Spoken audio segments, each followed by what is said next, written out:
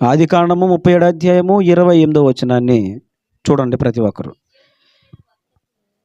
మిద్యానీయులైన వర్తకులు ఆ మీదుగా వెళ్ళుచుండగా వారు ఆ గుంటలో నుండి యోసేపు, ఈ పేరు గుర్తుపెట్టుకోండి, మనకు తెలిసిందే. ఒకవేళ ఎవరైనా బయట నుంచి వింటే కనుక దయచేసి శ్రద్ధగా ఆ పేరు గుర్తుపెట్టుకోండి. ఆ వ్యక్తి ఎవరంటే గుంటలో నుండి పైకి తీయబడిన వ్యక్తి యోసేపు. యోసేపును పైకి తీసి ఆ ఇష్మాయేలీయులకు 20 తులముల వెండికి అతనిని అమ్మివేసిరి. వారు యోసేపును ఐగుప్తునకు తీసుకొని పోయిరి. దేవుడి వాక్యముల ద్వారా మనతో మాట్లాడునుగాక. బైబిల్లో రాయబడినటువంటి సందర్భం ఏంటంటే, ఒక వ్యక్తి ఉన్నాడు, చిన్నవాడు. ఆ వ్యక్తి పేరు యోసేపు. ఈ వ్యక్తిని ఎవరో కాదు, సొంత అన్నదమ్ములే ఒకానొక సమయంలో గుంటలో పడేశారు, గుంటలో తోసేశారు. 12 మంది అన్నదమ్ములైతే 10 మంది అన్నదమ్ములు కలిసి 11వ వాడైనటువంటి యోసేపును ఒక గుంటలో తోసివేశారు. ఎవరో బయటోళ్ళు కాదు, శత్రువులు కాదు, తన రక్తమును పంచుకొని పుట్టినటువంటి అన్నలే సొంత తమ్ముణ్ణి, తోడబుట్టిన తమ్ముణ్ణి గుంటలో తోసేశారు. ఆ గుంటలో చస్తే ఎందుకు వచ్చిందిరా బాబు, ఆడి శాపం మన మీదకి వచ్చేస్తుంది, ఆడి రక్తం మన మీదకి వచ్చేస్తుంది అని మరలా వాడిని గుంటలో నుంచి తీసి ఐగుప్తు దేశానికి పోతున్నటువంటి మిద్యానీయులకు అమ్మేశారు. అన్నలే అమ్మేశారు, ఎవరో కాదు, బయటోళ్ళు కాదు, సొంత అన్నలే తమ్ముడిని అమ్మేశారు. తమ్ముడిని అమ్మేయడానికి గల కారణం ఏంటంటే, తమ్ముడు ఏ పొరపాటు చేయలేదు, తమ్ముళ్ళు ఏ తప్పు లేదు. వాళ్ళకి పగ ఏంటంటే, వీళ్ళు చేస్తున్న చెడును గూర్చినటువంటి సమాచారము, వీళ్ళు చేస్తున్న తప్పులు పొరపాట్లు ఏవైతే ఉన్నాయో అవి వీళ్ళ తమ్ముడని యోసేపు నాన్నకి చెప్తూ ఉండేవాడు. నాన్న, పెద్దోడు ఇలా చేస్తున్నాడు, రెండోవాడు ఇలా చేస్తున్నాడు, మూడోవాడు ఇలా చేస్తున్నాడు, వాళ్ళ పద్ధతులు బాగలేదు, బూతులు మాట్లాడుతున్నారు, అలాగా అని చెప్పి నాన్నకి చిన్న కొడుకు అయినటువంటి 11వ కుమారుడైన యోసేపు సమాచారం చెప్తూ ఉండేవాడు. ఈ సమాచారం తండ్రి దగ్గరికి వెళ్తూ ఉంది. నాన్న, ఎవడు చెప్పాడు నీకు? యోసేపు గారు చెప్పాడరా, మీరు ఇలా చేశారంట. అన్నలు పగబెట్టేసుకున్నారు. ఒరే, వీడు మనతో ఉంటూ మన తమ్ముడై ఉండి మన గురించి నాన్నకి ఇలా చెప్తాడా? ఈ లోపుగా 2 కలలైనవి ఈ తమ్ముడికి. ఈ కళలను బట్టి ఇంకా వాళ్ళు కోపం పెట్టేసుకున్నారు తమ్ముడి మీద. ఆ కళ ఏంటంటే, రాబోయే దినాల్లో నువ్వు అధికారి అవుతావు అనే భావం ఇచ్చే కళ అయింది యోసేపుకి. పాపం కపటం లేనోడు, ఈ వేషం మోసం వేయడు, వేషం మోసం యాక్షన్ చేయడం తెలీదు. మన వాళ్ళు చాలామంది యాక్షన్ చేసేస్తూ ఉంటారు, నటించడంలో నెంబర్ 1 అంటాను కదా. కానీ యోసేపుగా తెలియదు. అన్నయ్య అని హార్ట్ఫుల్గా మాట్లాడుతూ ఉండేవాడు. అన్నయ్య, నాకు ఇలా కళ అయిందిరా, ఇలాగ అధికారి అయినట్టుగా, నేను దేవుడు నన్ను రాబోయే దినాలు గొప్పగా చేయబోతున్నట్లు నాకు కళ అయిందిరా అని చెప్తే వీళ్ళు పగబెట్టేసుకుని, మరింత పగబెట్టేసుకుని ఒకరోజు వాళ్ళన్న దగ్గరికి ఆహారం పట్టుకెళ్తా ఉండి యోసేపును దూరం నుంచి చూసి, ఒరే వస్తున్నాడు రా, తమ్ముడు అంటలేదు, ఇంకా తమ్ముడు అంటలేదు, కలలుగానేవాడు వస్తున్నాడు రా అని చెప్పి ఆ పట్టుకొని, ఒరే దొరికిందిరా ఛాన్స్, ఈయన ఏదోటి చేయాలరా అని చెప్పి ఎవరిని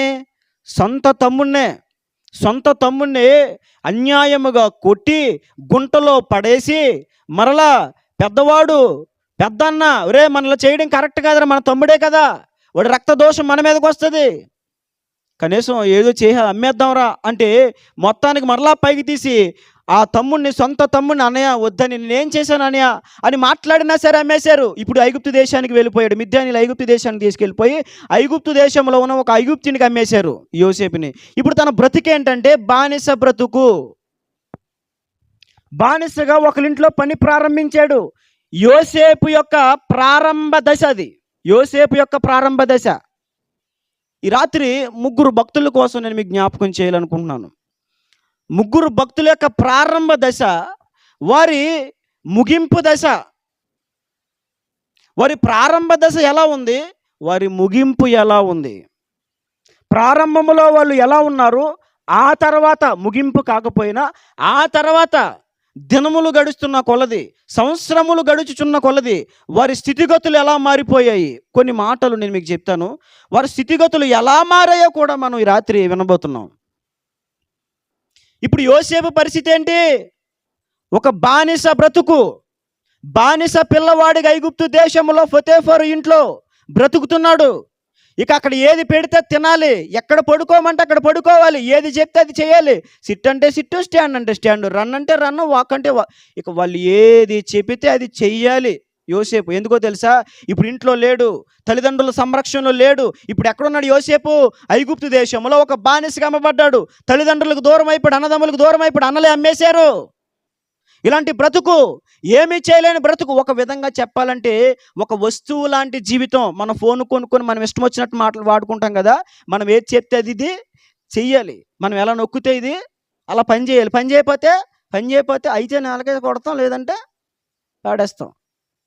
అలాంటి జీవితం యోసేపుది. ఇప్పుడు ఇలాంటి బ్రతుకులో ఉన్నాడు. తన తొలి దశ, తన జీవితంలో తొలి దశ ఎలా అంటే బానిసత్వంతో మొదలైంది. ఇతని పేరేంటి?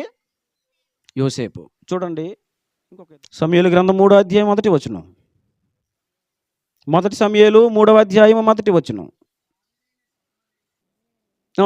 ఈ వ్యక్తి పేరేంటండి? సమూయేలు, శామ్యూయల్. బాలుడైన సమూయేలు ఏలి ఎదుట యెహోవాకు పరిచర్య చేయుచుండెను. చాలా జాగ్రత్తగా వినండి. ఈ సమూయేలు ఎవరంటే, ఈ సమూయేలు తల్లి హన్నా.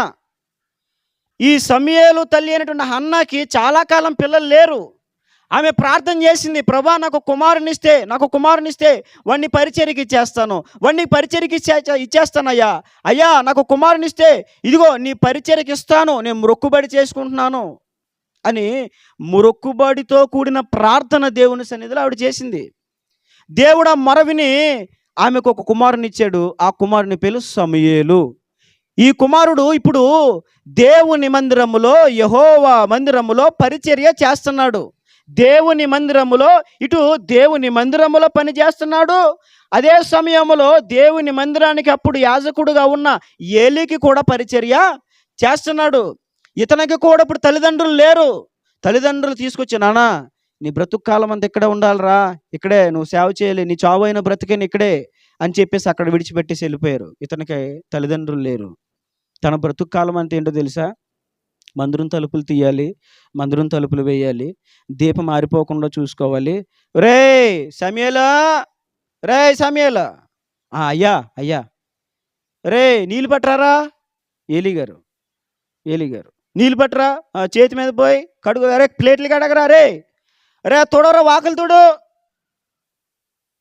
యోసేపు జీవితమేమో బానిస, ఇక్కడ సమూయేలు జీవితమేమో పరిచారకుడు. అతడు బానిస అయితే ఇతడు పరిచారకుడుగా ఉన్నాడు. వీళ్ళిద్దరు జీవిత ప్రారంభాలు ఎలా ఉన్నాయంటే చాలా దీన స్థితి. తల్లిదండ్రుల ప్రేమ అంటే వాళ్ళకి తెలీదు, తల్లిదండ్రుల యొక్క విలువేంటో వాళ్ళకి తెలీదు. ఎందుకని? చిన్న వయసులోనే తల్లిదండ్రులకు దూరమై, కుటుంబానికి దూరమై, ఎక్కడో సమూయేలు చిన్న వయసులోనే పాలు విడవగానే తల్లి అయిన హన్నా తీసుకొచ్చి దేవుని సన్నిధిలో వదిలేసి వెళ్ళిపోయింది. తల్లి ప్రేమ ఎలా ఉంటుంది ఎప్పుడు చూడలేదు. అన్నదమ్ముల ప్రేమ ఎలా ఉంటుంది ఎప్పుడు తెలియదు. తండ్రి ప్రేమ ఏంటో, తండ్రి లాలన, తల్లి లాలన ఏంటో ఏమీ తెలియదు. అలా పెరుగుతున్నారు. అక్కడ యోసేపు, ఇక్కడ సమూయేలు. మరొక వ్యక్తిని నేను మీకు చూపిస్తాను. చూడండి, మొదటి సమూయేలు గ్రంథంలోనే 16వ అధ్యాయము 11వ వచనం చూడండి. వీళ్ళ ప్రారంభము.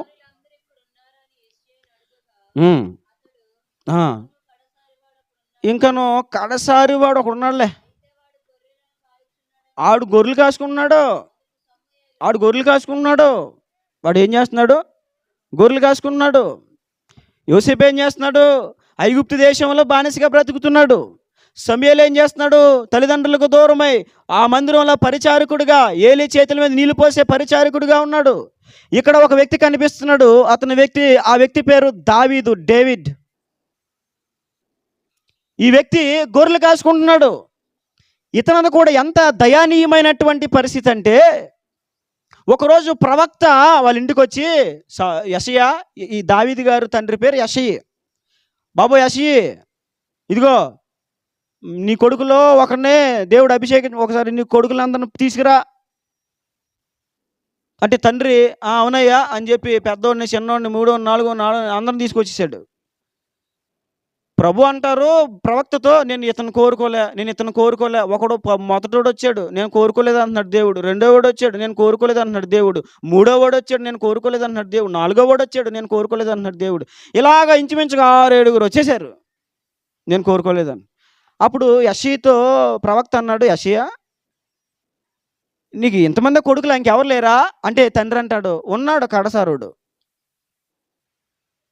ఉన్నాడండి, చివరన పుట్టాడండి దావీదు అనాలి తండ్రి. అవునా కదండి? ఉన్నాడు కడసారుడు అంటే ఏంటి? కనీసం తండ్రి దావీదు పేరు ఎత్తడానికి కూడా ఇష్టపడట్లేదు. ఎందుకని? ఆడండి గొర్రెలు కాపరి, ఆడిని దేవుడు ఏర్పరచుకోవడం ఏంటి?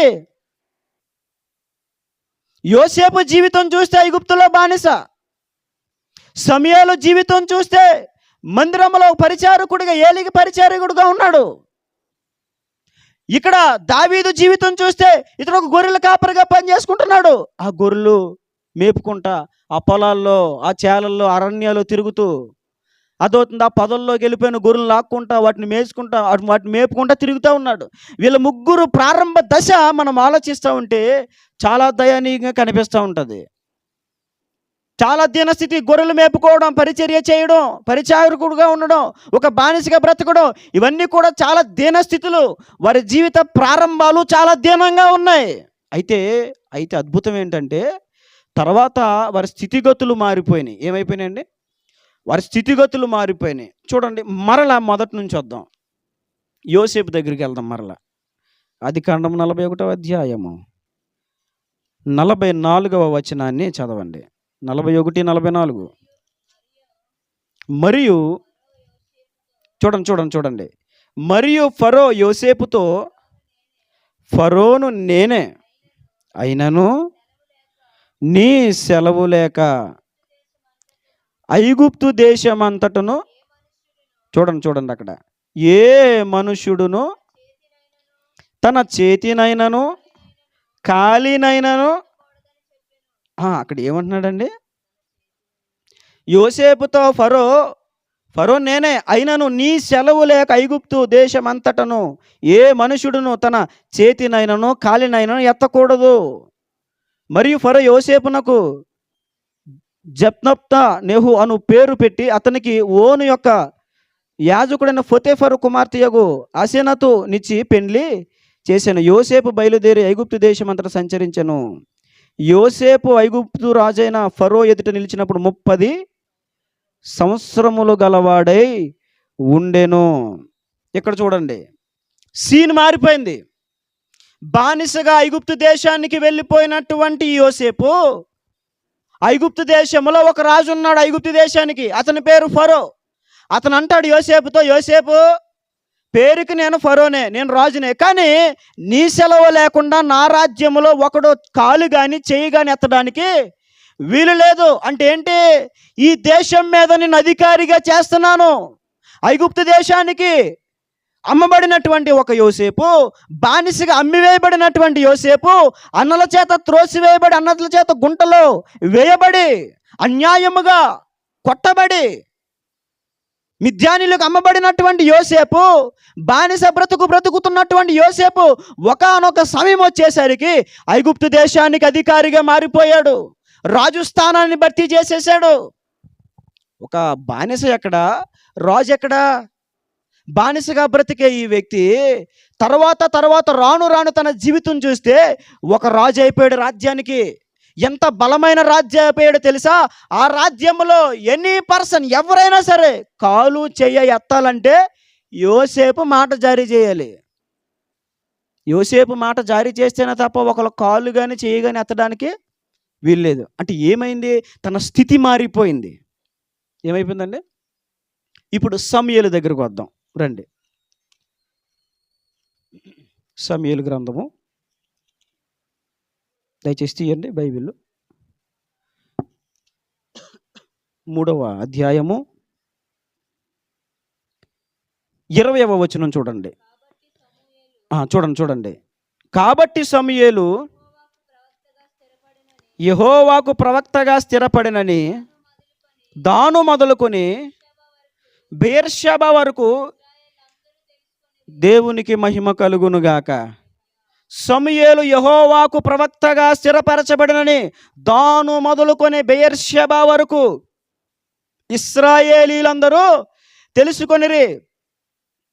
షిలోహులో పరిచర్య చేయడానికి వెళ్ళినటువంటి సమూయేలు, పరిచర్య చేస్తూ ఏలీ చేతుల మీద నీళ్లు పోస్తున్నటువంటి సమూయేలు, దేవుని మందిరము తలుపులు తీసి వేస్తూ వాకలు తుడుస్తూ దీపం మారిపోకుండా చూసుకుంటూ అక్కడ పరిచర్యలో ఉతికే పనిలో కడిగే పనిలో బ్రతుకుతున్నటువంటి యోసేపు ఇప్పుడు ఏమైపోయాడో తెలుసా? దాను మొదలుకొని బెయేర్షెబా వరకు ప్రవక్తగా స్థిరపరచబడిపోయాడు.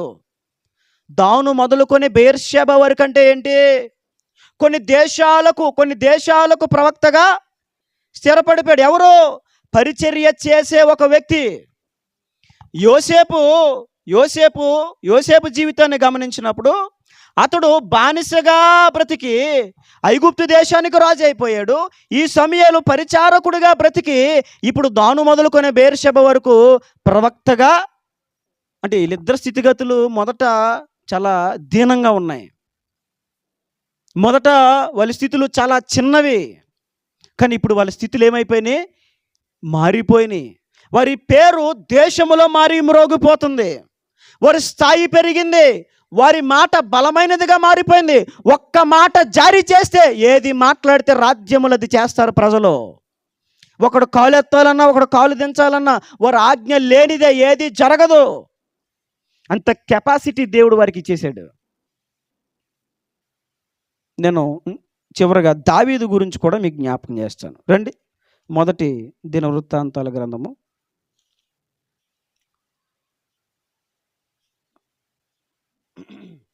11వ అధ్యాయము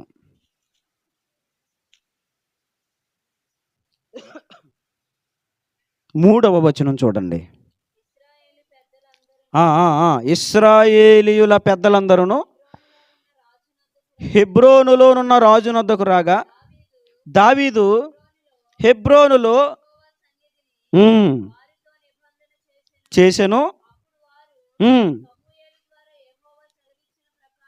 యెహోవా సెలవిచ్చిన ప్రకారము దావీదును ఇశ్రాయేలీయుల మీద రాజుగా అభిషేకము చేసిరి. దేవునికి మహిమ కలుగునుగాక. ఒక గొర్రెల కాపరి అయినటువంటి దావీదు గురించి ఆ తర్వాత దినములు గడుస్తుండగా, సంవత్సరములు గడుస్తూ ఉండగా అతని కోసం రాయబడిన ఒక మాట ఏంటంటే, అతడు దేవుడు సెలవిచ్చిన ప్రకారము ఇశ్రాయేలు మీద రాజుగా అభిషేకించబడ్డాడు. ఒక యోసేపు ముందు బానిస, ఆ తర్వాత ఆ యోసేపే ఐగుప్తు దేశానికి అధికారిగా మారిపోయాడు. ఒకప్పుడు సమూయేలు పరిచారకుడు, తుడిచేవాడు, కడిగేవాడు. అతడు దాను మొదలుకొని బెయేర్షెబా వరకు రాజ్య పరిపాలన చేసే ఒక రాజుగా మారిపోయాడు. దావీదు ఒకప్పుడు గొర్రెల కాపరి, ఇప్పుడు అతడు రాజుగా మారిపోయాడు. వారి స్థాయిలు మారిపోయినాయి కదండి. ఒకప్పుడు దీనస్థితి, దిక్కులేని పరిస్థితి, ఎవరో చూడని పరిస్థితి. తండ్రి కూడా దావీదా, మై డియర్ డేవిడ్ అనలేదు. ఉన్నాడండి అక్కడ కడసారుడు ఉన్నాడు. కడసారుడు. నీకు పేరు రాదా? నీకు పేరు పెట్టావు కదా, కొడుక్కి పేరు పెట్టి పిలవచ్చు కదా. పేరు పలకడం కూడా ఇష్టం లేదు తండ్రికి. తండ్రి చేత మరువబడిన వాడు, తల్లిదండ్రుల చేత మరువబడిన వారు, తల్లిదండ్రుల అనురాగముల ఆప్యాయతలు ఎరుగని వారు, ఏ దిక్కు లేని వారు, చెప్పుకుంటే సహాయము చేసేవారు లేరు. సహాయము కోసం చేయి చాపితే ఆ సహాయమును చేసేవాడు ఎవడు లేడు. ఆపదలు ఆదుకోండి అని అరిస్తే ఆదుకునేవాడు ఎవడు లేడు. ఇలాంటి స్థితిగతుల్లో, దీనస్థితుల్లో వారి పరిస్థితులు మారిపోయినాయి. ఒక అతను అధికారి అయిపోయాడు, ఒక అతను ప్రవక్త అయిపోయాడు, ఒక అతను రాజుగా మారిపోయాడు. వారి స్థితిగతులు మారిపోవడానికి గల కారణం ఏంటి? రాత్రి నేను ప్రకటిస్తున్నాను ఒక మాట. నీ స్థితిగతులను మార్చగలిగిన వాడు ఒకడున్నాడు. వాళ్ళ స్థితిగతులు మారిపోయినాయి. అసలు వాళ్ళ స్థితిగతులు మారిపోవడానికి గల కారణం ఏంటి? ఆ కారణం ఏంటో నేను చెప్పి ముందుకెళ్తాను. చూడండి, వాళ్ళ స్థితిగతులు ఎందుకు మారిపోయినాయో కొన్ని మాటలు నేను మీకు చూపిస్తాను. రండి, ఆదికాండము. ఎక్కువ రెఫరెన్స్లు తీస్తున్నానని ఏమో అనుకోద్దండి. 39వ అధ్యాయము చూడండి. ఆదికాండం 39వ అధ్యాయము 2వ వచనం. యెహోవా యోసేపుకు తోడై ఉండెను. తర్వాత 3వ వచనం మొదటి లైన్ చదవండి. యెహోవా అతనికి తోడై ఉండెను. ఇక్కడ 2 సార్లు చూసాం. ఏంట మాట? యెహోవా అతనికి తోడై. 21వ వచనం చూడండి. యెహోవా యోసేపునకు తోడై ఉండి. 23వ వచనం చూడండి. యెహోవా అతనికి. ఈ మాట మీరు పసిగట్టారా? 4 సార్లు యోసేపు గురించి ఏం రాయబడిందో తెలుసా? యెహోవా యోసేపునకు తోడై ఉన్నాడు, యెహోవా అతనికి తోడై ఉన్నాడు, యెహోవా యోసేపునకు తోడయుండి. 4 సార్లు ఒకే అధ్యాయంలో మనం చూసాం. ఇప్పుడు మనం మరలా ఒకసారి సమూయేలు గారి దగ్గరికి వెళ్దాం. రండి, సమూయేలు గారి దగ్గరికి వెళ్దాం. సమూయేలు గ్రంథము, మొదటి గ్రంథము 3వ అధ్యాయము 19వ వచనం చూడండి. సమూయేలు పెద్దవాడు కాగా యెహోవా అతనికి. ముందు యోసేపుకి దేవుడు తోడై ఉన్నాడు అని 4 సార్లు మనం చూసాం. ఇక్కడ సమూయేలు కోసం కూడా బైబిల్ ఏమని రాయబడింది? ఎవరు? యెహోవా అతనికి తోడై ఉన్నాడు. ఎవరికి? సమూయేలుకి. ఇప్పుడు ఎవరి గురించి మనం చూడాలి? ఇప్పుడు దావీదు కోసం చూడాలి. రండి, మొదటి దినవృత్తాంతాల గ్రంథము 11వ అధ్యాయము 9వ వచనం చూడండి. 11:9. సైన్యములకు అధిపతియగు యెహోవా అతనికి. ఎవరికి?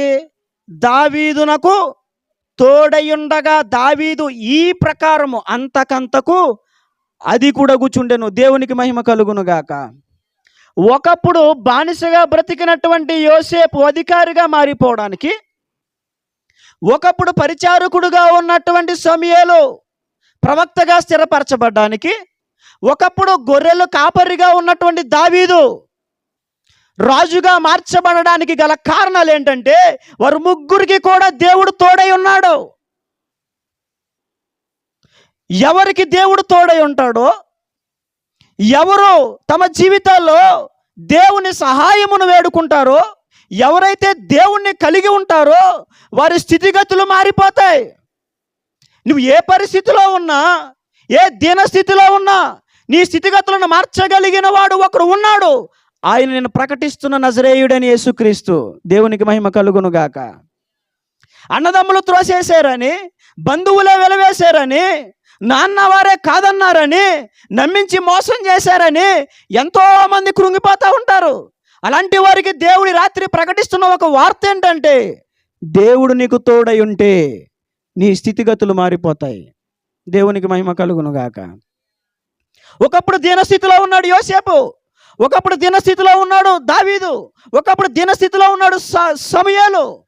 వారి స్థితిగతులు మారిపోవడానికి గల కారణం ఏంటి తెలుసా? యెహోవా వారికి తోడుగా ఉన్నాడు. ఎవరికి యెహోవా తోడుగా ఉంటాడో వారి జీవితాలు అంతకంతకు వర్ధిల్లుతూ ఉంటాయి. శత్రువులు వెనక్కి లాగాలనుకున్నా, బంధువులే పగవారిగా మారిపోయి హాని చేయాలని చూస్తున్నా, అనగదొక్కాలని చూస్తున్నా, వెనక్కి లాగాలని చూస్తున్నా, దేవుడు నీకు తోడై ఉంటే నువ్వు ఎక్కడ ఆగిపోవు. మరి ఏమైపోతావు? ముందుకు సాగిపోతూ ఉంటావు. దేవునికి మహిమ కలుగును గాక. దేవునికి మహిమ కలుగును గాక. దేవుడు వాళ్ళకి తోడై ఉన్నాడు. ఒక యోసేపుకి దేవుడు తోడై ఉన్నాడు, ఒక సమూయేలుకి దేవుడు తోడై ఉన్నాడు, ఒక దావీదుకి దేవుడు తోడై ఉన్నాడు. నిజముగా దేవుడు వారికి తోడుగా ఉండకపోతే వారు అంత ఆశీర్వాదాన్ని పొందుకునేవారు కాదు. రాజ్యములను పరిపాలించే రాజులుగాను, అధికారులుగాను, ప్రవక్తలుగాను వారు స్థిరపరచబడేవారు కాదు. దేవుడు వారితో ఉన్నాడు కాబట్టి వారు పుట్టిన ప్రాంతంలో వారు లేకపోయినా, వారు పుట్టిన దేశాల్లో వారు లేకపోయినా, వారికి అండ ఎవరు లేకపోయినా, వారికి ప్రోత్సహించేవారు ఎవరు లేకపోయినా వారు వర్ధిల్లిపోయారు. కారణం దేవుడు వాళ్ళకు తోడై ఉన్నాడు. ఈ ముగ్గురు జీవితాల్లో కూడా స్పష్టంగా రాయబడిన మాట ఏంటంటే, యెహోవా వారికి తోడై ఉన్నాడు. నిజం, దేవుడు మనకు తోడై ఉండాలి. దేవుడు నీకు తోడుగా ఉన్నాడా? దేవుడు నీకు తోడుగా ఉన్నాడా? దేవుడు నీకు తోడుగా ఉండకపోవడం వల్లనే ఈరోజు అపజయాల బాటలో నడుస్తున్నావు, అవమానముల బాటలో నడుస్తున్నావు. దేవుడు నీ జీవితంలో లేకే, నీ జీవితంలో నువ్వు కలిగి ఉండకే నీ జీవితంలో సమాధానం నువ్వు కోల్పోతున్నావు, నెమ్మదిని నువ్వు కోల్పోతున్నావు, ఆరోగ్యాన్ని నువ్వు కోల్పోతున్నావు. యేసు ప్రభు నీకు తోడై ఉంటే, ఆయనే నీకు తోడుగా నువ్వు చేసుకోగలిగితే నీ స్థితిగతులను మార్చేయగలిగిన దేవుడు ఆయన. ఒక బానిసగా అమ్మబడ్డాడు. తను చేయడానికి చేతుల్లో ఏమీ లేదు, తనకంటూ ఒక బలం ఏమీ లేదు, సామర్థ్యం ఏమీ లేదు. అయినను దేవుడు వానికి తోడుగా ఉన్నందున అతడు వర్ధిల్లిపోయాడు. ఈ రాత్రి నేను ప్రకటిస్తున్న సత్యం ఏంటంటే, దేవుడు నీకు తోడుగా ఉండాలి. దేవుడు ఎప్పుడు తోడుగా ఉంటాడు? దేవుడు తోడుగా ఉండాలి, నిజమే. ప్రభువా నాకు తోడుండు, నువ్వు నా ఎంటే ఉండు, నువ్వు నాలో, అలా రాడు. దేవుడు తోడుగా ఉండాలి, నిజమే. దేవుడు మనకు తోడుగా ఉండాలంటే మనం కొన్ని చేయాలి, కొన్ని క్రియలు చేయాలి, కొన్ని పద్ధతులు మనం అనుసరించాలి. అప్పుడు దేవుడు మనకు తోడే ఉంటాడు. ఎవరు పడితే వాళ్ళతో దేవుడు ఉండడు సుమా. దేవుడు ఎక్కడ నివసిస్తాడు? పరిశుద్ధత ఉన్న చోట నివసిస్తాడు యేసు ప్రభు. పవిత్రత ఉన్న చోట నివసిస్తాడు. ఏమండి, ఇప్పుడు అక్కడ పెంట కుప్ప ఉంది కదా, మూలన చెత్త కుప్ప ఉంది కదా, ఆ చెత్త కుప్పలో కుర్చీ వేసుకుని కూర్చుంటారు ఎవరైనా? కూర్చుంటారండి? నేను కూర్చోను. ఒకప్పుడు కూర్చున్నానులే. ఎందుకని? పాపములో ఉన్నాను కాబట్టి కూర్చున్నాను. పెంటల దగ్గరికి వెళ్ళి, ఆ టాయిలెట్లు పోసేసిన ప్రాంతంలోకి వెళ్ళి అక్కడ ఒక ఇటుకని అని తుడుచుకొని శుభ్రంగా అడుగుచ్చాను. హలో, ఏంటి చెప్పు, అలాగా అన్నాను అప్పుడు. ఎందుకని? మురుకులో ఉన్నవాడు మురుకులోనే కూర్చుంటాడు. మురుకులో ఉన్నాడు ఆడు కూర్చుంటాడండి, మురుకులోనే కూర్చుంటాడు. శుభ్రంగా స్నానం చేసాం, వెళ్ళి మురుకులో కూర్చుంటావా? పిల్లోడికి శుభ్రంగా స్నానం చేయించి లైబో సబ్బో సంతూరో లేకపోతే హిమాలయ ఆయా ఇదో మొత్తానికి ఏదో పెట్టి ఆడ వాళ్ళు తోమే శుభ్రంగా స్నానం చేయించి నీట్గా లోషన్ రాసి, మళ్ళీడికి ఏం రాసండి? లోషను, జాన్సన్ బేబీ, హిమాలయ, ఇంకా ఈ మధ్యలో మామయ్యత్త తాతయ్యత్త మొత్తానికి వచ్చింది. అదంతా అడిగి పామి రుద్ది మళ్ళీ మడి పౌడర్ అద్ది ముఖానికి వెళ్ళగాడికి నీట్గా షెడ్డి వేసి సొక్క వేసి కూర్చోబెట్టాం. రేపు మురుకులోకి వెళ్ళకరా అని చెప్పాడు. మురుకులోకి వెళ్ళాడు. ఏం చేస్తావు నువ్వు? వెళ్ళొద్దంటే వెళ్తావేట్రా? ఏది ఈయన పొల్లేది? శుభ్రంగా స్నానం చేస్తూ ఉంటే మురుకులోకి వెళ్ళి దొరుకుతావేంట్రా? అంటే అపవిత్రత ఉన్నప్పుడు దేవుడు తోడై ఉండడు. దేవుడు మనకు తోడై ఉండాలి, మనలో ఉండాలి అంటే కనుక పవిత్రత మనకు కావాలి. మరి పవిత్రత ఎవరిస్తారు? యేసు ప్రభు పవిత్రతనిస్తాడు. మన ప్రభు అయిన యేసుక్రీస్తు ప్రతి వ్యక్తి హృదయంలో ఉన్నటువంటి పాపమును తొలగించి వారికి ఒక పవిత్రమైనటువంటి జీవితమును ప్రసాదించగలిగిన వాడు.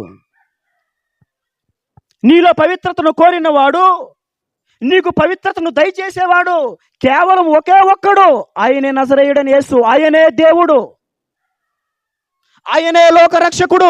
ఆయన తప్ప దేవుడు ఈ లోకములో ఎవ్వరూ లేరు. యేసు ప్రభువే దేవుడు, సజీవుడైన పవిత్రుడైనటువంటి వాడు, మరణమును జయించిన వాడు.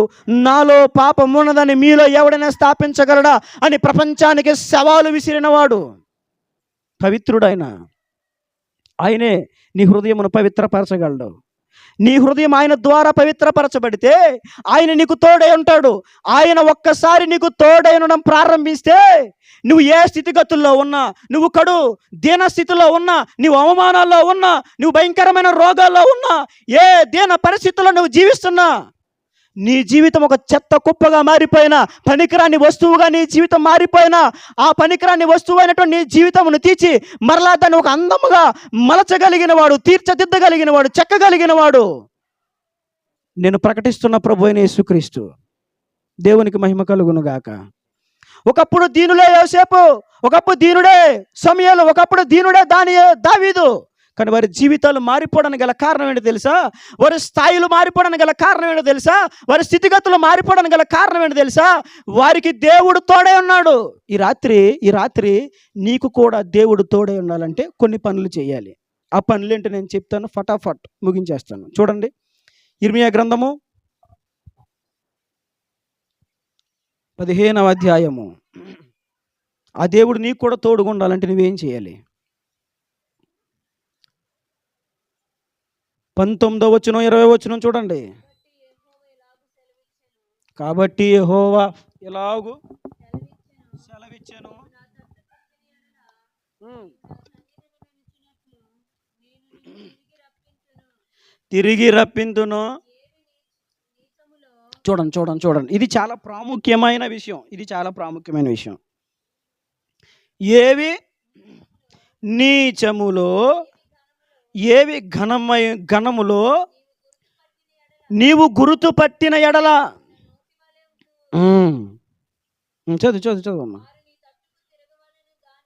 ముందు ఏం చేయాలంట నువ్వు? ఏమి నీచములో, ఏవి ఘనములో వాటిని నువ్వేం చేయాలి? గుర్తుపట్టాలి.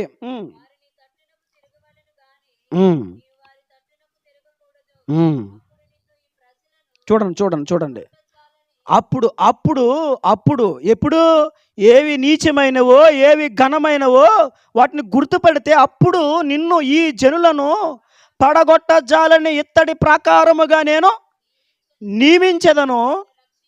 నిన్ను రక్షించుటకును, నిన్ను విడిపించుటకును నేను నీకు తోడయుందును. దేవునికి మహిమ కలుగును గాక. దేవుడు ఒక వ్యక్తికి తోడై ఉండాలంటే ఆ వ్యక్తి మంచేదో చెడేదో, ఏది ఘనమైనదో, ఏది ఘనహీనమైనదో, ఏది నీచమైనదో, ఏది శ్రేష్టమైనదో గుర్తించాలి. ఏం చేయాలండి? అంటేనండి, మా వాళ్ళు చేస్తున్నారు కదండి, అందుకే మేము కూడా చేసేస్తున్నామండి. అది కాదు. మరి ఏం చేయాలి? ఏవి ఘనమైనవో, ఏవి నీచమైనవో నీవు వాటిని గుర్తుపట్టాలి. నువ్వు వేసే ప్రతి అడుగు ఎందుకు వేస్తున్నావో ఆలోచించుకోవాలి. నువ్వు చేస్తున్న ప్రతి పని ఎందుకు చేస్తున్నావో ఆలోచించుకోవాలి. ఏది ఘనమైనదో, ఏది నీచమైనదో కూడా తెలియట్లేదా? ఏది మంచో, ఏది చెడో కూడా తెలియట్లేదా? తెలుసుకోవాలి. గుడ్డెద్ది చాలా పడినట్టు అని అంటారు కదా సామెతలో. కొంతమంది పెద్దలు చెప్తారు, గుడ్డెద్ది అక్కడ పడిందంటండి, చేలో పడిందంట. గుడ్డెద్ది చేలో పడింది. అలాగా ఇక అది మంచో చెడో చూడరు. చేసేది మంచిదో కాదో ఇక చూడరు.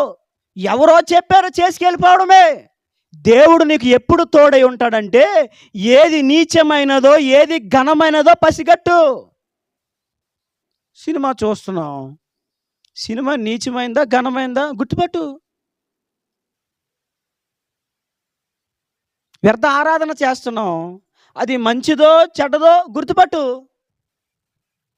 షాప్కి వెళ్ళినప్పుడు పాత్రలు కొనుక్కుంటాం. పాత్ర కొనుక్కున్నప్పుడు ఒకదాకైనా ఏం చేస్తాం? చుట్టూ చూస్తాం. దానికి చిన్న సొట్టు ఉందనుకో, పర్లేదులేండి ఇచ్చేయండి అని అంటామా? ఏమయ్యా సాకారా, ఈ దగ్గర దాక్కోనని సొట్టు ఏంటిది, చిన్నదే కదా, నాకు కుదరదు, నాకు నీట్గా ఉండాలి అంటే అక్కడ గుర్తుపెట్టడం మనకు వచ్చింది. అక్కడ గుర్తుపట్టడం మనకు వచ్చింది.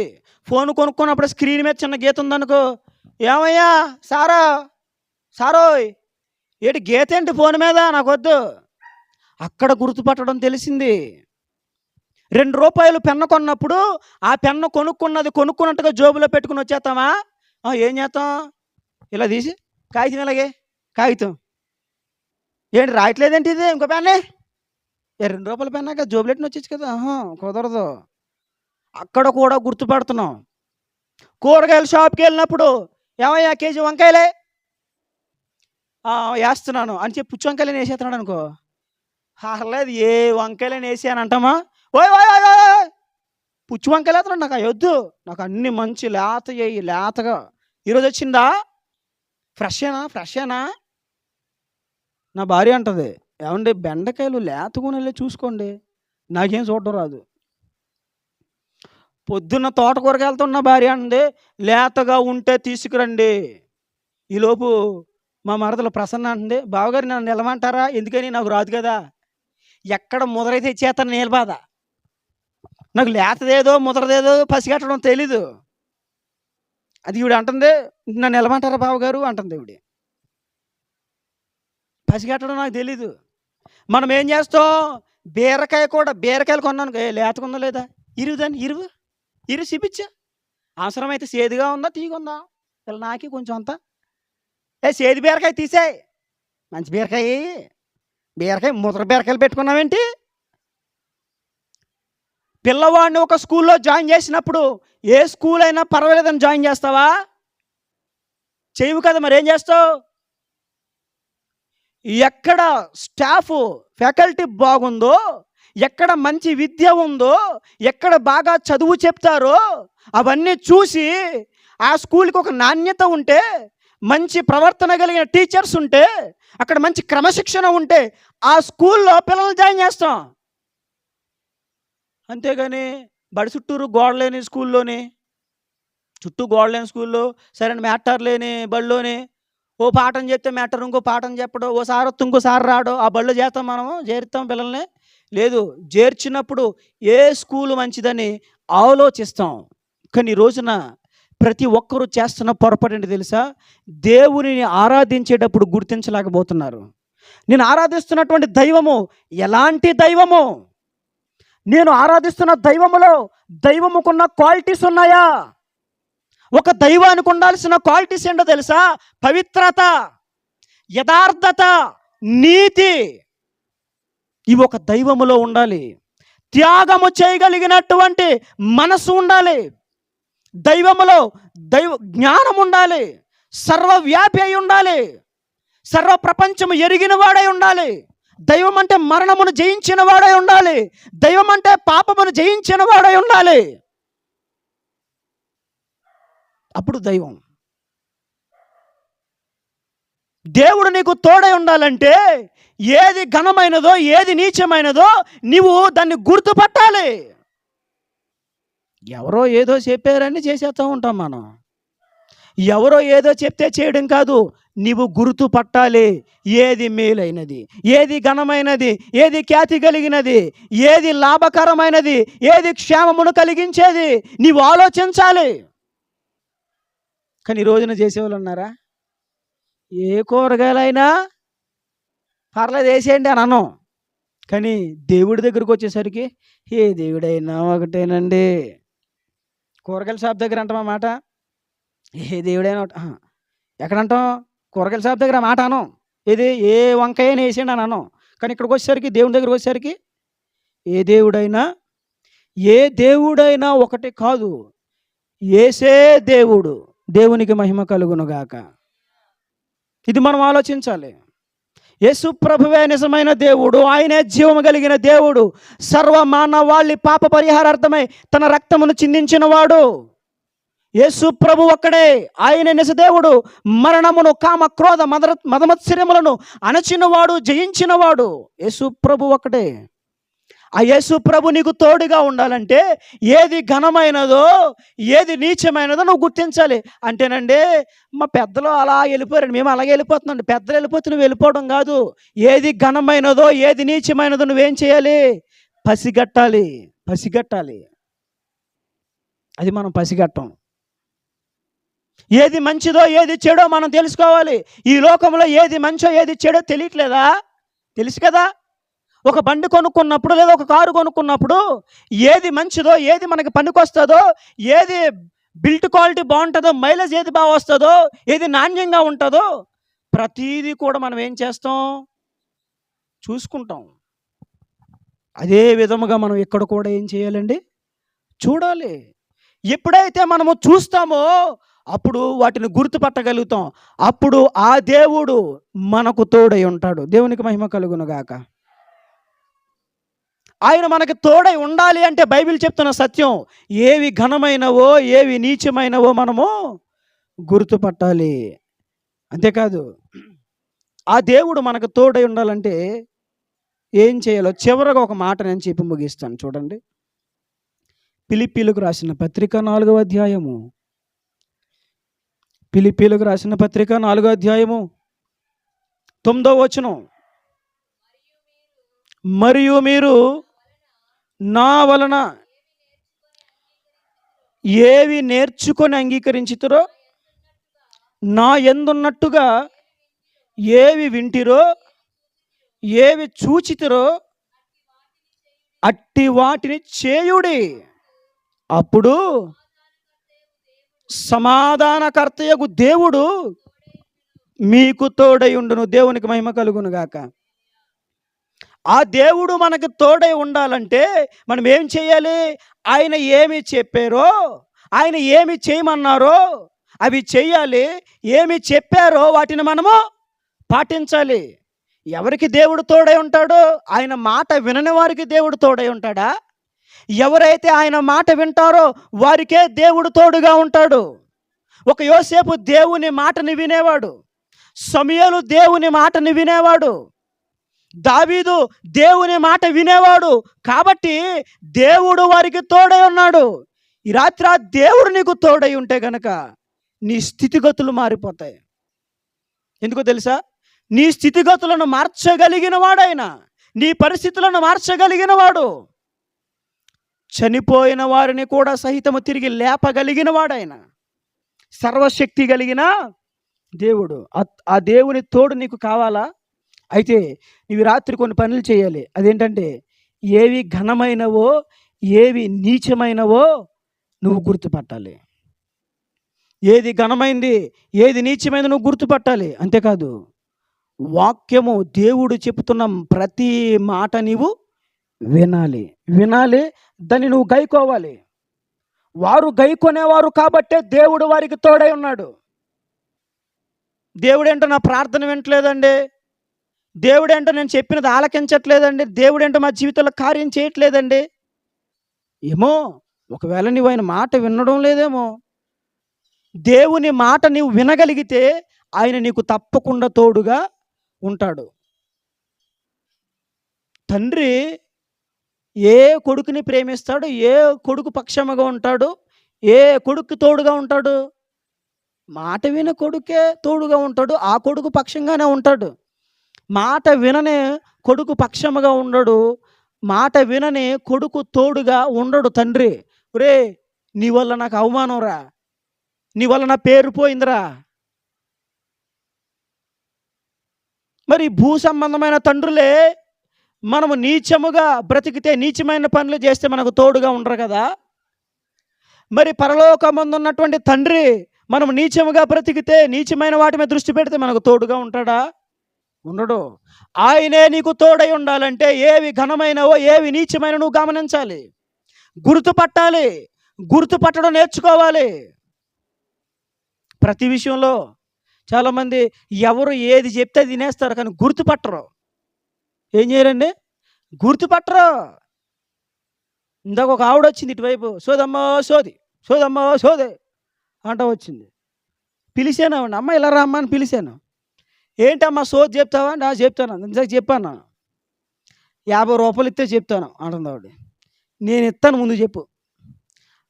ఈ డబ్బులు ఇస్తేనే కానీ రాదు అంటుంది. మరి ఏం రాదా? నేను చెప్పాను, సరే డబ్బులు ఇస్తాను. ఎంత? 50 రూపాయలు. సరే ఇస్తాను, 50 రూపాయలు ఇస్తాను. నువ్వు నా జీవితంలో ఉన్న సరిగ్గా చెప్పలేదని 50 రూపాయలు తీసేసుకుంటాను అన్నాను.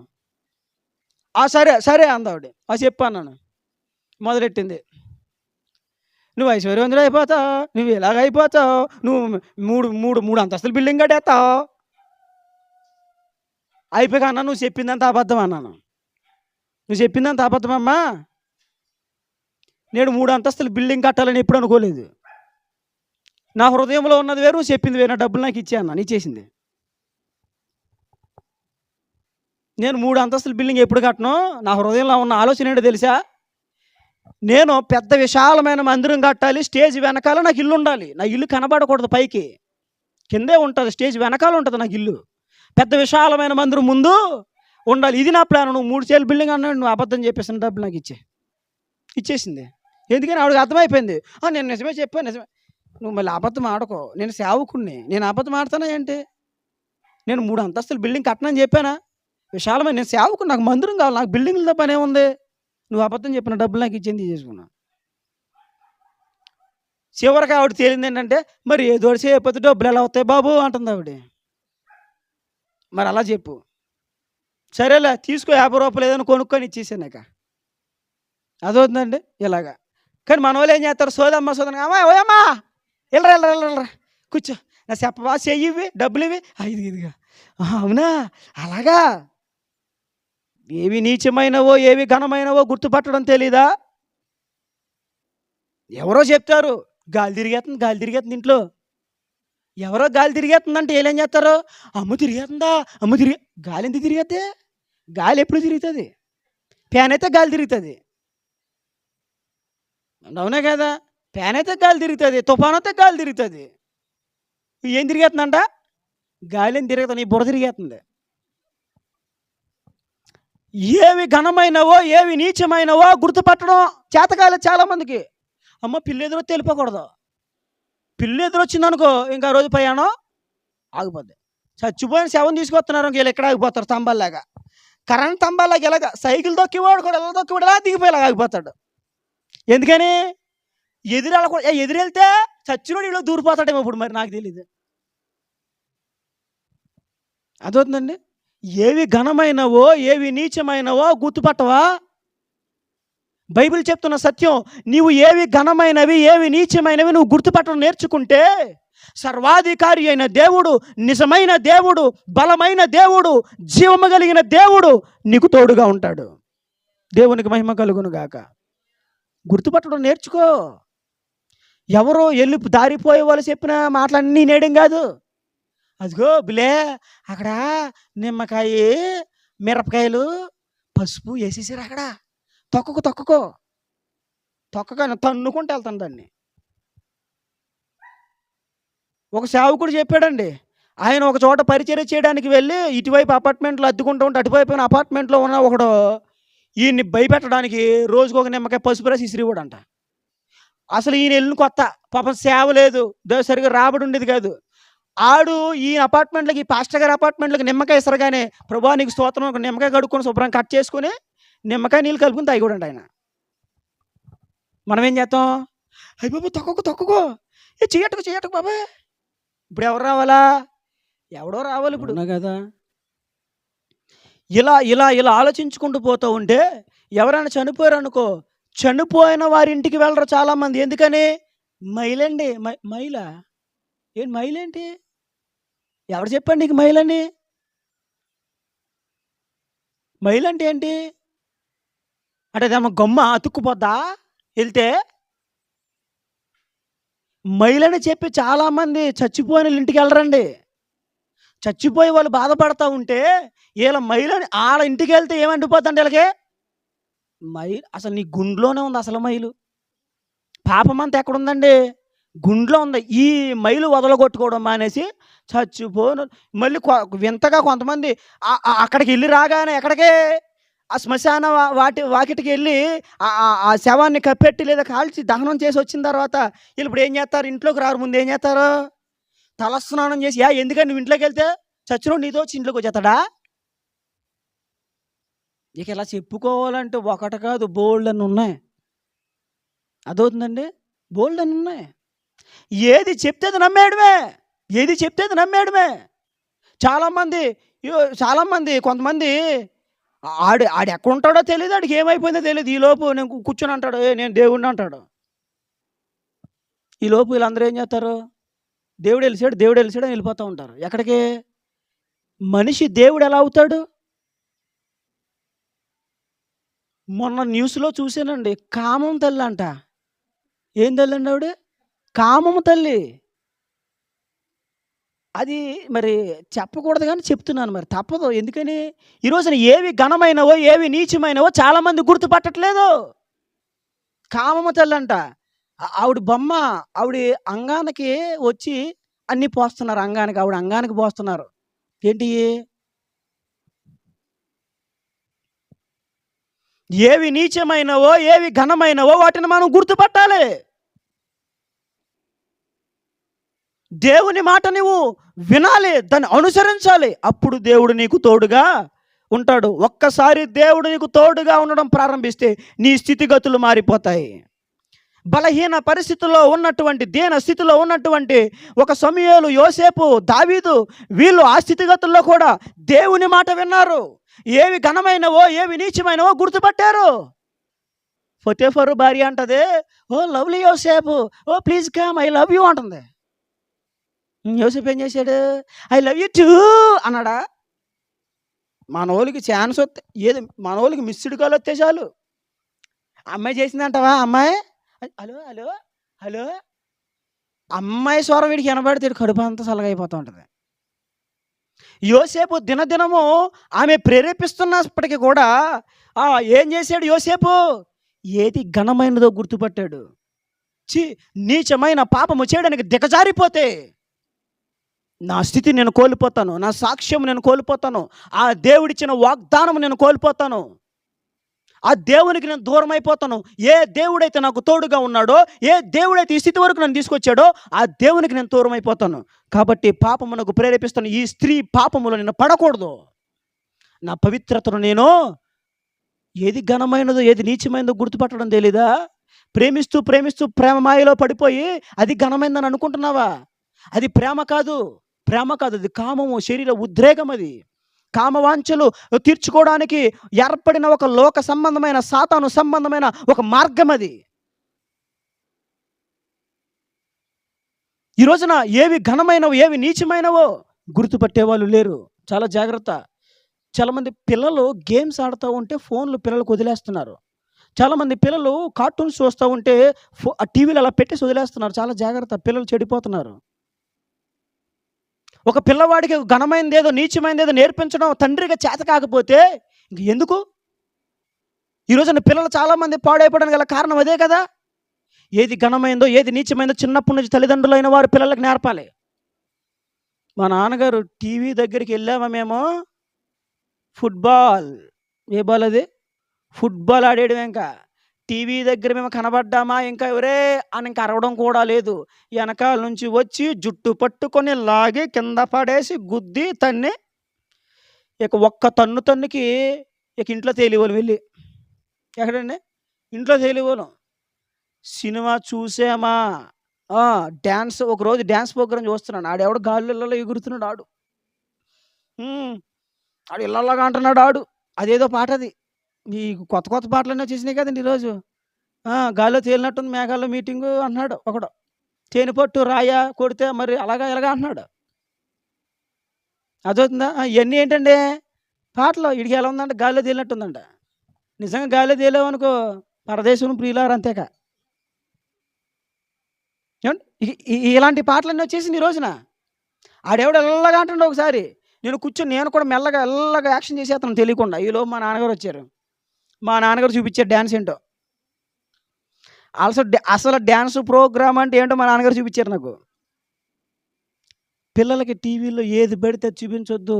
ఏది ఘనమైనదో ఏది నీచమైనదో మీరు పసిగట్టాలి, గుర్తుపట్టాలి.